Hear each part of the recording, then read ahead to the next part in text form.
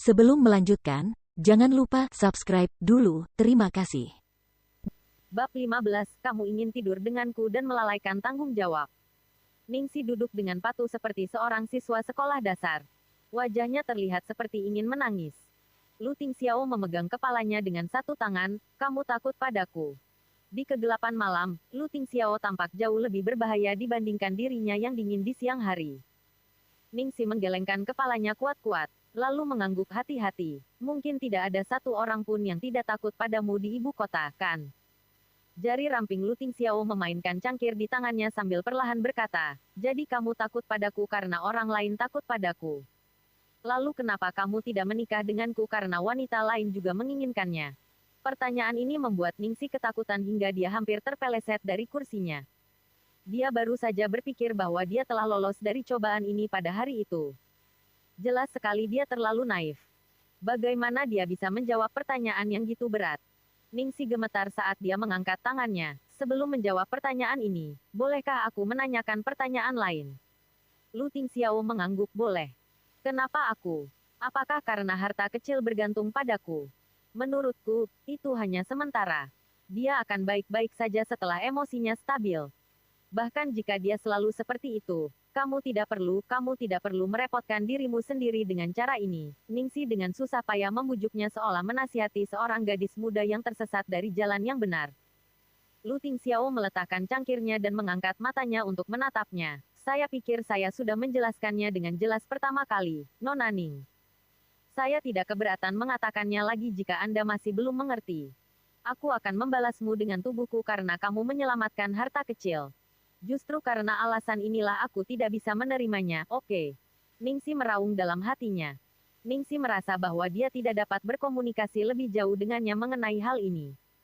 Dia hanya bisa membuat ekspresi meminta maaf, Tuan Lu. Saya sangat berterima kasih atas niat baik Anda. Tapi aku sangat menentang pernikahan, jadi... Lu Tingxiao mengangkat alisnya, jadi, kamu hanya ingin tidur denganku. Namun kamu tidak mau mengambil tanggung jawab dengan menikahiku.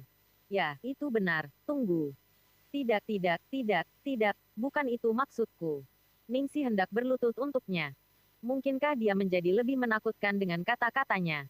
Sayangnya, saya tidak bisa menerima seks pranikah. Siapa yang akan percaya itu? Ningsi tidak bisa menahan diri untuk bergumam pelan setelah mendengar itu. Anda sudah membuat seseorang hamil sebelum menikah, oke. Ekspresi Lu Tingxiao sedikit tidak fokus saat melihat keluar jendela. Harta karun kecil adalah sebuah kecelakaan. Aku tidak tahu siapa ibunya. Mengapa ini terdengar sangat mengerikan? Kalau gitu, kamu keberatan kalau aku punya anak laki-laki? Lu Tingxiao tiba-tiba bertanya. Itu tidak mungkin. Seperti yang dikatakan Lu Tingxiao, semua wanita di ibu kota bertekad untuk menjadi ibu tiri harta kecil. Bagaimana dia bisa keberatan kalau dia punya seorang putra? Lalu kenapa? Menilai dari apa yang terjadi, Lu Tingxiao tidak akan melepaskannya kecuali dia memberikan jawaban yang memuaskan. Ningsi memegangi dahinya tanpa daya. Dia berkata setelah menarik napas dalam-dalam, Tuan Lu, pernikahan bukanlah sebuah permainan. Entah itu demi melunasi hutang atau alasan lain, kami baru saja bertemu. Apakah Anda memahami kepribadian saya? Apakah kamu tahu masa laluku? Yang ingin kunikahi adalah hadiahmu. Masa lalumu tidak ada hubungannya denganku. Jawaban Lu Tingxiao terlalu berlebihan seperti yang diharapkan.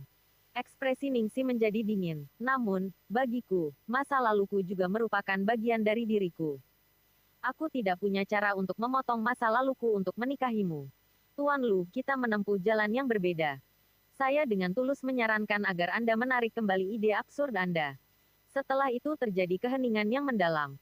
Ningsi mengira pihak lain akan mulai marah besar karena merasa terhina karena ditolak lagi. Lu Tingxiao berbicara dengan nada datar, dimengerti.